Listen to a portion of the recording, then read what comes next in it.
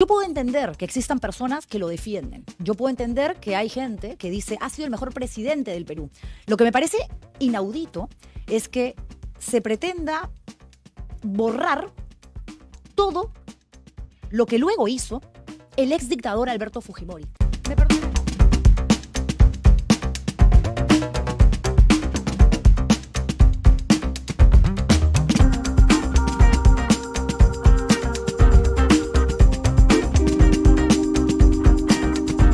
Pasará a la historia como un criminal.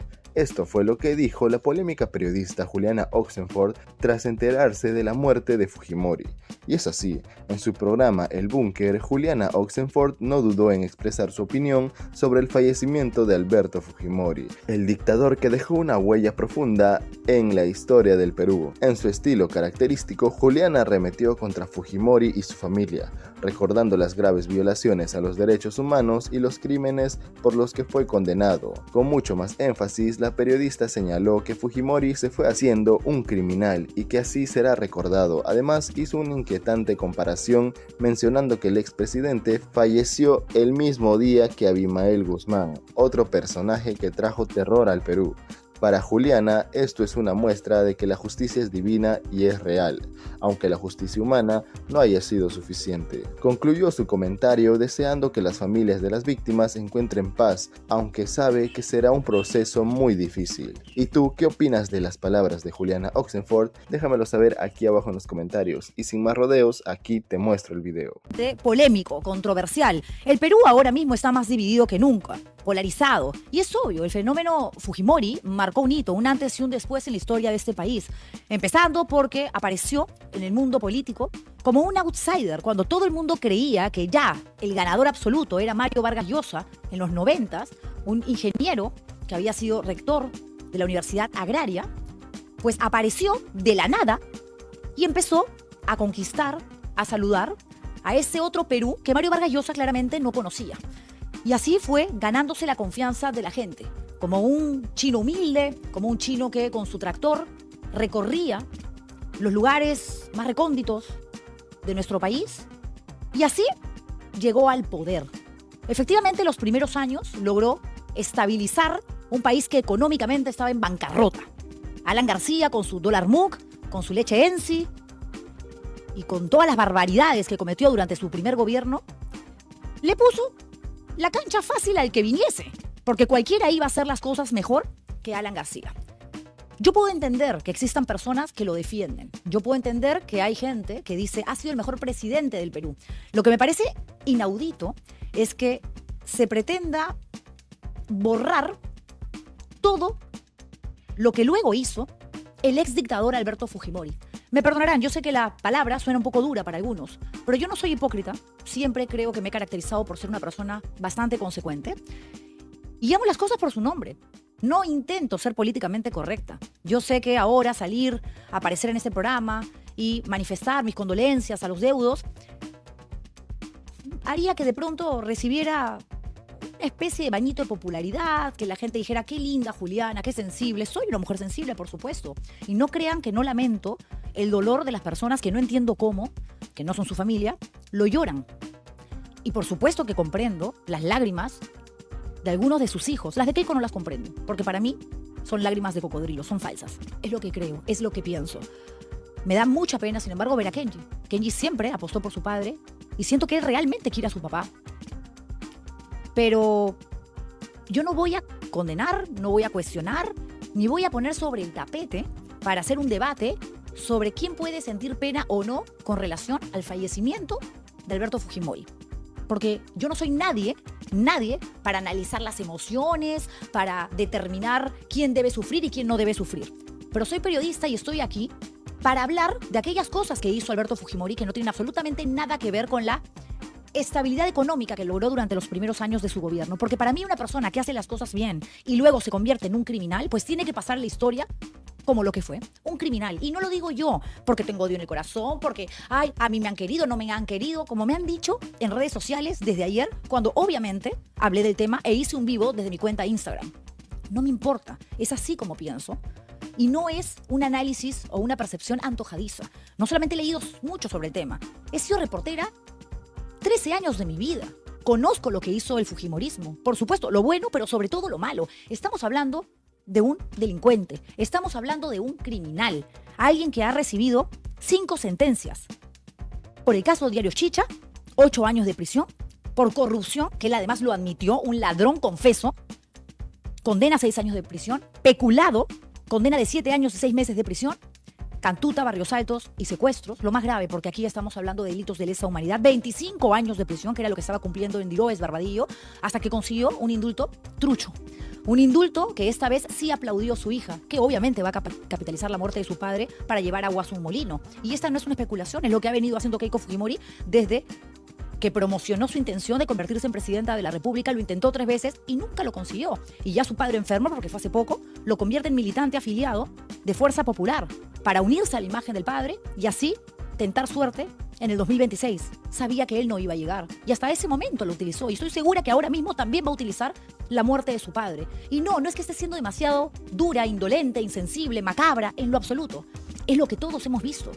Y el que no quiera reconocer eso, el que quiera hacer de cuenta o pretenda hacer de cuenta que eso no existió, que no hay que mirar más allá, es alguien que va a vivir condenado a tener solamente aquella información que no te saca de tu zona de confort, que no te aleja de ese lugar privilegiado donde tú simplemente estás cómoda o cómodo por lo que logró tu familia o lograste tú en la época de Fujimori, sin mirar, sin ver, sin poder abrazar el llanto y la desesperación de los familiares de esas personas que fueron asesinadas de manera extrajudicial por un grupo paramilitar llamado Colina, conformado y creado por Vladimiro Montesinos y Alberto Fujimori desde el Pentagonito.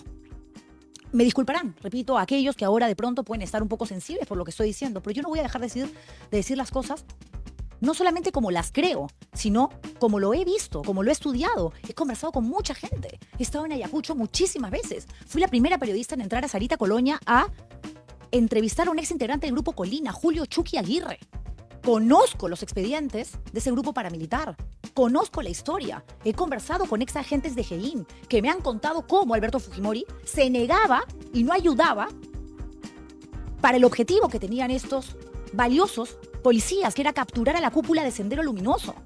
Porque ese era el show perfecto para un delincuente, para un ladrón y un asesino. Que la gente siga preocupada por Abimael Guzmán y yo me sigo metiendo millones al bolsillo con mi socio.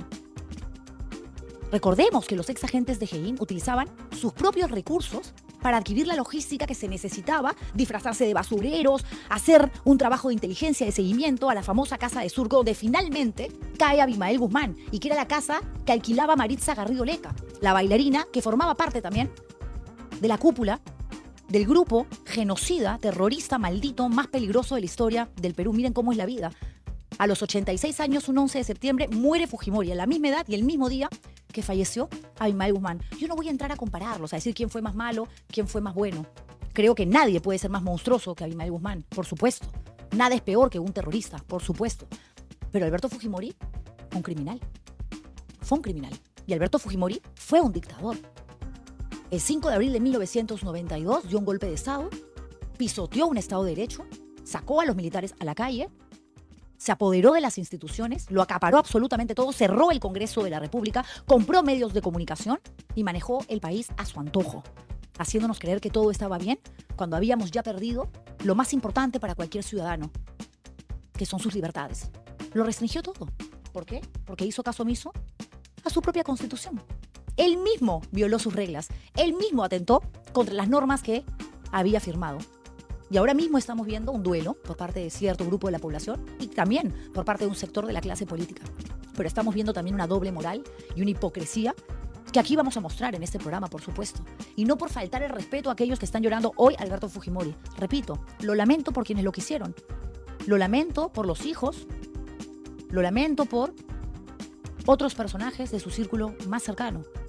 Porque hay secuestradores, violadores, ladrones, extorsionadores, que también tienen familia y que los vemos haciendo colas los fines de semana, sábados, miércoles, dependiendo del penal, yendo a visitar a ese criminal condenado al que quieren y al que finalmente, más allá de que si lo perdonan o no, saben que hay un vínculo que no se puede romper.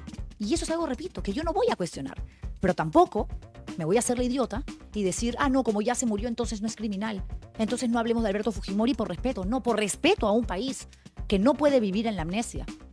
Por respeto a la historia de una nación tan golpeada, es que vamos a recordar eso que incluso muchos jóvenes no quieren ver o simplemente no quieren conocer. No se los cuentan. Y si se les cuentan, lo hacen de la manera incorrecta.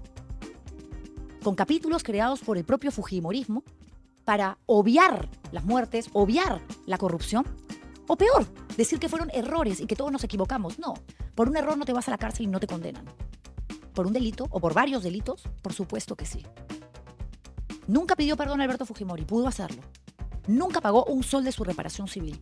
Y pese a ello, se murió en libertad y recibiendo beneficios que no le correspondían por ser un condenado. 15.600 soles al mes, ayudante personal y suficiente combustible como para haberse paseado en sus últimos meses de vida por todo el país. Hay un duelo nacional. Dina Boluarte así lo ha determinado.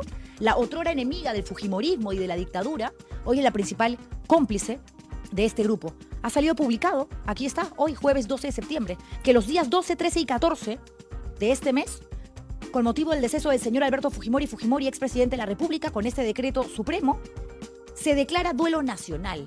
¿Duelo nacional? ¿Por un exdictador? ¿Duelo nacional por un criminal? Caramba, ¿cómo has cambiado, pelona? Le diría yo a la presidenta de la República. Porque ayer, desde temprano, cuando supimos que ya era crítico el estado del exdictador, Presidencia de la República se encargó de presentar en su cuenta X, así se comunica, un mensaje, ¿no? Diciendo que estaban preocupados y demás por la salud del expresidente. Y momentos más tarde, también en un tuit de Presidencia de la República, es decir, en una pequeña misiva, pero oficial, dicen lo siguiente. Presidencia de la República lamenta el sensible fallecimiento del expresidente del Perú, Alberto Fujimori. Nuestras sentidas condolencias a la familia, a quienes acompañamos en su profundo dolor. Dios lo tenga en su gloria y que descanse en paz. Esto manda a publicar la misma presidenta que en campaña electoral, cuando se enfrentaba casualmente, ya en segunda vuelta y en calidad de vicepresidenta o con la intención de ser vicepresidente de la República, sin siquiera imaginar que un día llegaría al trono presidencial, ¿decía esto? ¿Decía esto?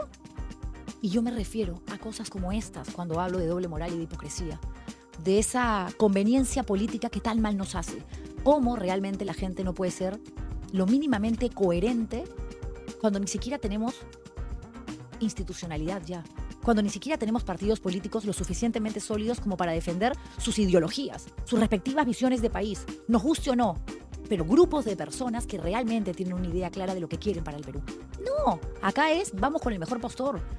Acá es, ¿qué es lo que más me conviene? Acá es, ¿qué importa? Saludemos. Vamos, de los más falsos, a llorar con ellos. ¿Qué nos conviene? ¿Y qué nos conviene a nosotros? Tener a gente más decente en el poder. Por supuesto que sí. Pero sobre todas las cosas, nos conviene hacer memoria. Porque es la única manera, la única salida que tenemos para no repetir los mismos errores. No es verdad que un país que vive del pasado está condenado a repetir la historia. Al contrario, yo creo que un pueblo que recuerda lo sucedido puede modificar la realidad y la coyuntura para tener un futuro más próspero. Escuchemos a Dina Hipócrita Boluarte, en campaña, por supuesto. Ella estaría feliz de que este video se borre del mundo virtual, pero por suerte los periodistas accedemos al material siempre. Y aquí está. En los 90 apareció un personaje de tipo oriental y nos dijo a todo el pueblo peruano: trabajaré con honradez, tecnología y trabajo. ¿Y qué nos dio? Honradez, que es el sexto presidente más corrupto del mundo. Trabajo, lo primero que hizo fue despedir a miles y miles de trabajadores en el Perú que hasta hoy siguen peleando su reincorporación a sus formas de trabajo. Tecnología, desde los 90 hasta la fecha, el Perú ni siquiera es capaz de producir la llanta de ese tractor en que se subió ese señor oriental. Y la hija, que es candidata, ahora la señora Keiko Fujimori, ya fue con gobierno, con su congreso mayoritario. Y permítame mostrar para muestra un botón. Yo sí creo que la gente, al recibir más información, puede cambiar de actitud, de opinión, con respecto a algo. Pero cuando hay una historia, ¿no?, que te revela el comportamiento, la actitud de ciertos personajes, pues ya no hay mucho, ¿no?, para variar, para modificar con respecto a la visión que tienes sobre esa otra persona. Dina es un hipócrita. Y hay varios hipócritas. Varios. Fernando Rospigliosi, por ejemplo. El máximo representante de la doble moral. El Master Duster de la incoherencia. Él, que era un acérrimo, crítico, enemigo del fujimorismo, por un par de lobbies, terminó pasándose al Grupo Naranja y ahora mismo es uno de los que más petardean la democracia en nuestro país. Yo no estoy odiando. Yo no es que sea una traumada, como me han dicho en redes sociales. Claro, como tú te llevas con tu papá, miren ustedes, me estoy llevando bastante bien con él ahora. Y así estuviese sola en la vida, que no lo estoy, al contrario. Eso nada tiene que ver con la percepción, con la opinión que tengo yo por lo que he visto, por lo que he leído, por las personas con las que he tenido la enorme suerte de hablar. Porque a mí el periodismo me ha dado mucho, mucho. Me ha permitido conocer a gente tan maravillosa como a personas tan impresentables. Me ha dado la enorme oportunidad de saber cómo vive la gente desde el máximo privilegio y lujo, al que seguramente yo nunca voy a acceder, y gente que realmente no vive, sino subsiste, y de manera infrahumana. Cuando tú conoces bien esos dos extremos, tienes la posibilidad de lograr cierta sensibilidad y entender que realmente eres una persona afortunada porque tienes que comer y porque no estás pidiendo justicia para ese hijo, para esa madre a la que secuestraron y desaparecieron, como sucedió durante la dictadura de Alberto Fujimori. Lo están velando ahora mismo en el Museo de la Nación, desde las 11 de la mañana. Y esto va a ser hasta el día sábado, que lo van a trasladar, el cuerpo, sus restos, a Campo Fe de Huachipa. Hemos visto imágenes de una Keiko Fujimori, a la que se le ve conmovida. Quiero creer que algo, una fibra por lo menos de su cuerpo, se mueve. Alguien que ha utilizado tanto a su padre para conseguir prestigio político. Porque ella sabe que el albertismo fue y será siempre mucho más fuerte que el keikismo, al punto que a su padre ya, con un cáncer avanzado, porque esto fue hace muy poco, lo hace convertirse públicamente en afiliado y decir que si él desea postular en el 2026, pues que lo haga. Cosa que además es imposible constitucionalmente hablando, legalmente hablando. Pero ella sabía que ese caballito de batalla la podía llevar a Palacio de Gobierno, a donde en 3 oportunidades ha querido entrar y se le ha quemado el pan, ni siquiera en la puerta del horno, en la puerta del infierno. Porque lo que Keiko debe vivir realmente es un infierno. No se puede ser tan mala persona. Lo vemos también a Kenji, realmente devastado. Y yo sí le creo. Y también es un Fujimori. Podrían decir, como Juliana es una odiadora. No, no, no. Yo creo que Kenji Fujimori es un joven que realmente amó a su padre. Equivocado a la hora de entrar al Congreso, siendo el parlamentario más votado, en ese entonces, y decir, yo estoy acá para lograr la libertad de mi papá. Mal que use la política para un asunto personal. Pero honesto, porque lo hizo hasta el final. Formó su grupo en Fuerza Popular de Avengers y buscaron era con Pedro Pablo Kuczynski de por debajo de la mesa, acuérdense su mamá, a odiar, de canjearle un indulto al padre. Yo no digo que eso esté bien, pero miren hasta dónde llegó con tal de que a su padre lo liberen. ¿Y qué pasó? Keiko Fujimori se enteró, se fue en contra de ese indulto, logró que Pedro Pablo Kuczynski deje de ser presidente de la República y logró que su hermano estuviese a un paso de ir a la cárcel. Tiene una condena con prisión no efectiva, pero una condena. ¿Le importó? No importa nada. Ni nadie. No le importó su madre. Si no te importa tu madre, ya caramba, estamos hablando de asuntos pues mayores, ¿verdad? Y no soy una mala persona por decir lo que veo, por opinar sobre lo que es evidente. Lo que pasa es que hay algo que sí no soy. Una ciega. Una persona que simplemente hace caso omiso a la realidad porque no le conviene. A mí me convendría, hasta laboralmente, ser una fujimorista confesa. Les aseguro que ahorita tendría el mejor programa periodístico de la televisión nacional y recibiendo un billetazo, ese dinero que me falta y que vivimos aquí, ustedes lo saben, del YAPE, de la colaboración de los bunqueros premium. Y si algún día regreso a la televisión, volveré como siempre he sido y como soy ahora. Como soy ahora. Una persona consecuente con sus ideas. Que puede estar muchas veces equivocada, sí. Que para ahora mismo, para muchos estoy equivocada, de acuerdo. De acuerdo, no tienen por qué pensar como yo. Pero créanme que más allá de la subjetividad de una opinión, hay una acumulación de datos y hechos que son objetivos, que no los he contado yo, pero que sí los he investigado. Muchas gracias por quedarte hasta el final de esta noticia. Cuéntame, ¿qué opinas de esta noticia aquí abajo en los comentarios? Si te gustó el video y compártelo en tus redes sociales. Recuerda suscribirte al canal y activar la campanita de notificaciones para que así YouTube te avise cuando subamos nuevo contenido. Nos vemos en un próximo video.